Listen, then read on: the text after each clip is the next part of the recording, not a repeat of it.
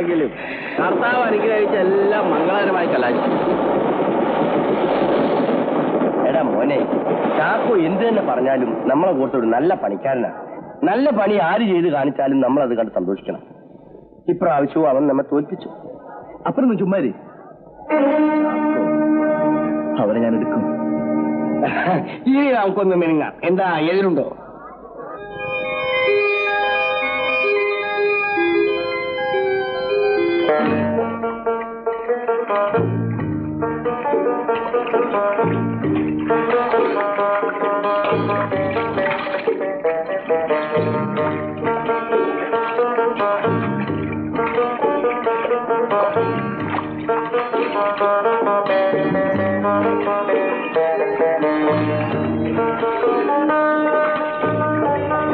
ചാക്കോ, സമയമാകുന്നു.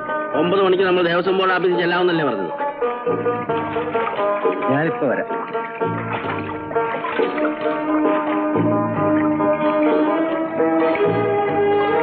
അമ്മണി, നീയൊന്ന് ഉടഞ്ഞല്ലോ.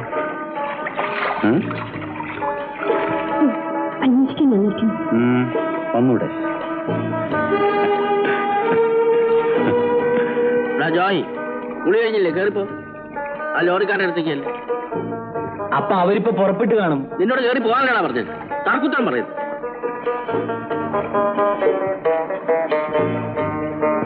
എടോ, അറിയില്ലേ ഏതാടോ? ആർക്കറിയാം. ഏതായാലും നമുക്ക് പോവാം.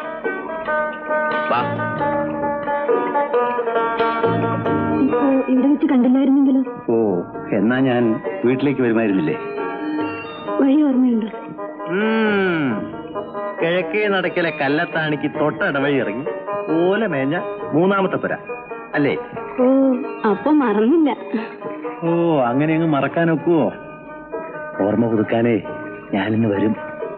രാത്രി വരുന്നതെല്ലാം കൊള്ളാം. കഴിഞ്ഞ തവണത്തെ പോലെ എന്നെ പൊള്ളിക്കാൻ ഞാൻ സമ്മതിക്കില്ല. ഇത് കണ്ടോ?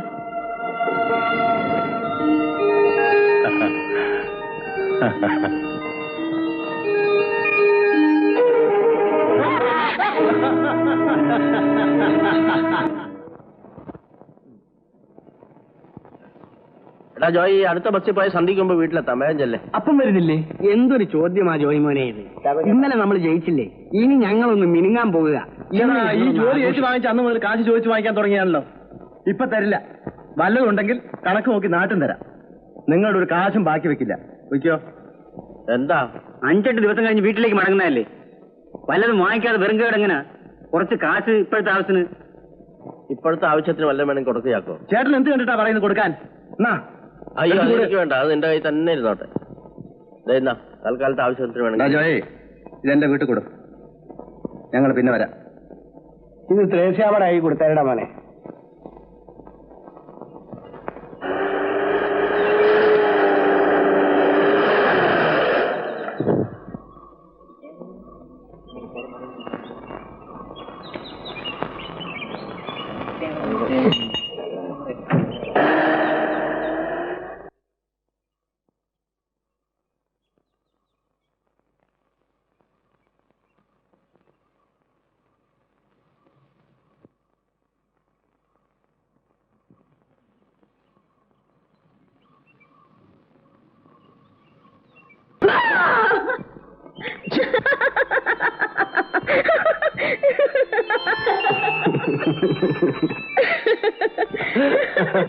എവിടെ?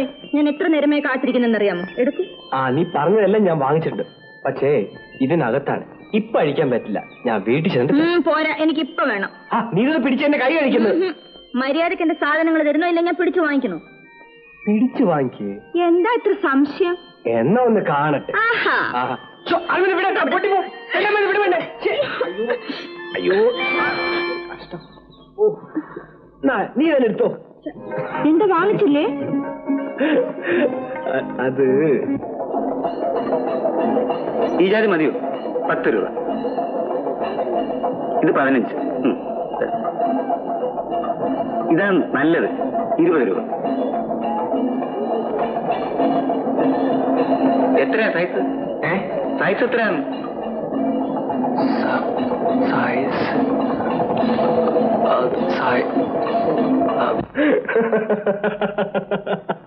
എന്താ ഓർത്ത് ചിരിക്കുന്നത്? ഒന്നുമില്ല. വാങ്ങിച്ചില്ലേ? ഇല്ല, അടുത്ത പ്രാവശ്യം ഞാൻ പോകുമ്പോ വാങ്ങിച്ചോണ്ട് വരാം. അതിനു മുമ്പ് എനിക്കറിയണം. എന്തോന്ന്? നിന്റെ സൈസ്. അയ്യോ, അത് അറിയില്ലേ? 32. അങ്ങനെ അക്കത്തി പറഞ്ഞ പോരാ, പിന്നെ എനിക്ക് ബോധ്യപ്പെടണം.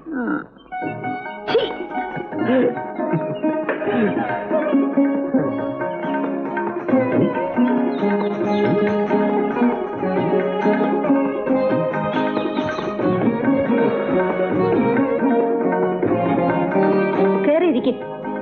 എനിക്ക് ഉടനെ പോണം. അമ്മേ. ആ, വെടിക്കെട്ടും കഴിഞ്ഞിങ്ങ് എത്തിയോ? കേറി വാ മോനെ, വിശേഷങ്ങൾ ചോദിക്കട്ടെ. അന്നേർക്ക് ഇപ്പൊ അതിനൊന്നും സമയമില്ല, തിരക്കാണ്. പോട്ടെന്നേ. നീ പൊടി അവിടുന്ന്. കേറി വാ മോനെ. എങ്ങനെ ഇരുന്ന് പോരും? നമ്മുടെ മരുന്ന് പണിയൊക്കെ നന്നായോ? അതൊന്നും ചോദിക്കണ്ട. എന്റെ അപ്പനെ തോപ്പിക്കാൻ ആർക്കും കഴിയില്ല. പൂരം പൊടി പാറി. അല്ലേ ജോയ്? ഒരാളോട് ഒരു കാര്യം ചോദിക്കാൻ സമ്മതിക്കത്തില്ലല്ലോ. പൊടിയകത്ത്. ജോയ് യാത്ര കഴിഞ്ഞ ഒന്നല്ലേ, അവനെന്തെങ്കിലും കുടിക്കാൻ കൊടുക്ക്. വേണ്ട എടുത്തേ, ഞാനിത് വീട്ടിൽ കൊടുത്തിട്ട് വരാം. ഇവിടെ അപ്പൻ എന്ത് ചെയ്യേ? അവരൊന്നും വന്നില്ല, ചിലപ്പോ രാത്രി വരും. എടി, നീ ഇതുവരെ എവിടെയായിരുന്നു? ഉച്ചയ്ക്ക് മുമ്പ് ഇറങ്ങി തിരിച്ചതല്ലേ? പ്രായമായ പെണ്ണാണെന്ന വിചാരമില്ല. ഇങ്ങനെ നാട് നീളെ തെണ്ടി തിരിഞ്ഞ് നടന്ന നാട്ടുകാരെന്ത് പറയും? വെടിക്കാരൻ ചാക്കോയുടെ മകളാണെന്ന് പറയും. അല്ലെങ്കിൽ അയാളുടെ കെട്ടിയോളെ അന്നാമ്മച്ച എടുത്തിടെ. വേണ്ട, നിന്റെ പിന്നാലും കുറച്ച് കൂടി പോകുന്നുണ്ട് കേട്ടോ. കുരുത്തനെ ഉച്ചയ്ക്ക് മുമ്പ് അയച്ചതാ മീൻ വാങ്ങിക്കാൻ. കുരുത്തം കേട്ടോ ജാതികള്. എവിടെ പോയി കിടക്കുന്നോ എന്തോ? പുതുപ്പേട്ടന്റെ കാര്യമാണ് അമ്മച്ചി പറയുന്നത്. ചേട്ടനെ ഞാൻ കണ്ടു.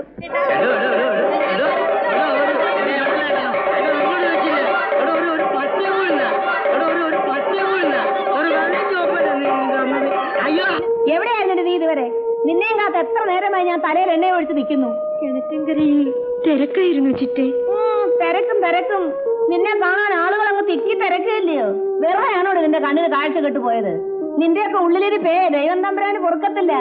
കൊണ്ടിന്ന് ഒഴിക്കണേ കുളിമുറിയില്. കൊണ്ടിന്ന് ഒഴിക്കാൻ.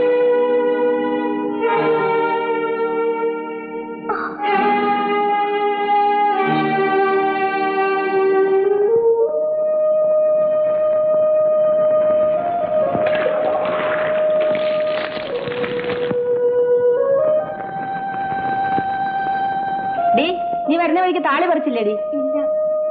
എന്റെ കർത്താവേ, ഇല്ലേ? ഇന്ന് നിന്നെ ഞാൻ കൊല്ലുപടി. കാണിക്കുന്നത് എന്റെ മോളെ എവിടെ കാര്യം കൊണ്ട് ഞാൻ തോറ്റു. എന്റെ നിത്യസഹായ മാതാവേ, ഈ വെടിക്കാരൻ മുതുക്കന്റെ മോടെ ഇടയെന്ന് എന്റെ ജീവനം എടുക്കണേ. അങ്ങനെയൊക്കെ പറയാമോ ചേട്ടത്തി? അവക്ക് കണ്ണു കാണാഞ്ഞിട്ടല്ലേ? ചേട്ടത്തി അങ്ങ് ക്ഷമിച്ചുകള. ഞാനായതുകൊണ്ട് ക്ഷമിച്ചു. പെറ്റതള്ളയായിരുന്നെങ്കില് എവിടെ കൊന്നു കുഴിച്ചു മൂടുമായിരുന്നു. ഇപ്പൊ ഞാൻ എന്ത് പറഞ്ഞാലും പ്രവർത്തിച്ചാലും പീരിപ്പോസിന്റെ രണ്ടാം കെട്ടുകാരി പെണ്ണിനെ തച്ചേ കൊന്നേ എന്നല്ലേ നാട്ടുകാരെ വിളിച്ചു പറയൂ. അവരറിയുന്നുണ്ടോ എവളെ കൊണ്ടുള്ള ഉപദ്രവം എത്രയാണെന്ന്? അതിന് മാത്രം ഇവിടെ എന്തുണ്ടായി? എന്തുണ്ടാവാന്? എന്റെ കുളി തെറ്റി. കുളി തെറ്റിയോ? അതൊരു വിശേഷമാണല്ലോ ചേട്ടത്തി. ഓ, നീ എന്നെ കളിയാക്കൊന്നും വേണ്ട. ഒരു മേരി, നീ എന്തിനാ അത് കേട്ടോണ്ടൊന്ന് കിണുങ്ങുന്നത്? അടിച്ച് ഞാൻ പോയി താലി പറിച്ചോണ്ട് പാടി. താലി പറിക്കാത്തിനാണ് ഇത്രയും ബഹളം. ചേട്ടത്തി, ഞാൻ പറിച്ചുതരാം. മേരി, അകത്തു പോ.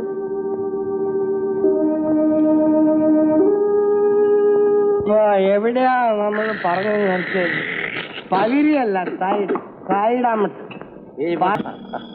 ഒത്തിരിയായി, നമുക്ക് വീട്ടിലോട്ട് പോകാം. ചേട്ടന് അതാണ് അതിന്റെ ശരി. ഞാനിപ്പോ നമ്മുടെ നിലയാമട്ട് പോലെയാണ്. നിലത്തുനിന്ന് പൊങ്ങി പൊട്ടി, പിന്നെയും പൊങ്ങി പൊട്ടി. അങ്ങനെ ഇന്നലെ നമ്മൾ 7 നിലയെ പൊട്ടിച്ചു. അപ്പോഴേ നമുക്ക് 7ാമത്തെ നിലയ്ക്ക് അപ്പുറത്ത് പൊട്ടിക്കാൻ പറ്റുമോ? 7 സർക്കാർ സമ്മതിച്ചാൽ 14 നില ഞാൻ പൊട്ടിക്കും. ഇവന്റെ എല്ലാം അപ്പൻ അപ്പൂപ്പന്മാർ വിചാരിച്ചാൽ സാധിക്കാത്ത കാര്യം. ദൈവത്തെ ഓർത്ത് നീ എവിടെ പറഞ്ഞിട്ട് മാറണം? ഇല്ല, മാറില്ല. മാറി നിങ്ങൾ ഇവിടെ കുഴപ്പമുണ്ടാക്കൂടെ? എങ്കിൽ ചാരായം കഴിച്ചാൽ വയറ്റിൽ കിടക്കണമെന്ന് കൂട്ടുകാരോട് പറഞ്ഞേക്ക്. അല്ലാതെ അപ്പനപ്പന്മാരെ വിളിച്ചാൽ വിളിക്ക്, ഒരിക്കൽ കൂടി വിളിക്ക്. ആണാണെങ്കിൽ എന്റെ ആണത്വം തെളിയിക്കാൻ നീയല്ല വേണ്ടത്, നിന്റെ പെങ്ങള, അല്ലെങ്കിൽ നിന്റെ തള്ള. എന്റെ കർത്താവേ, എന്റെ കർത്താവേ.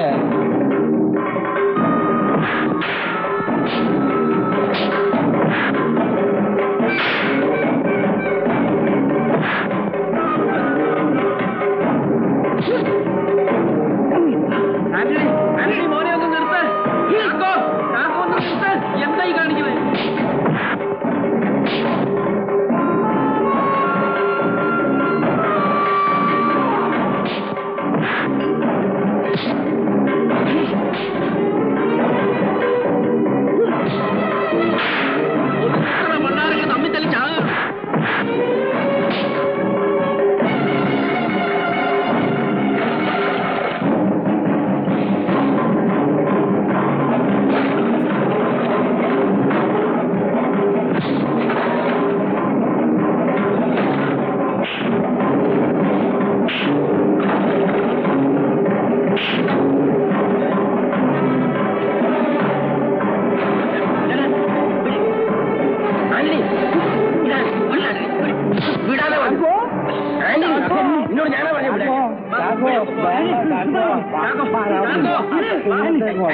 എന്താണ്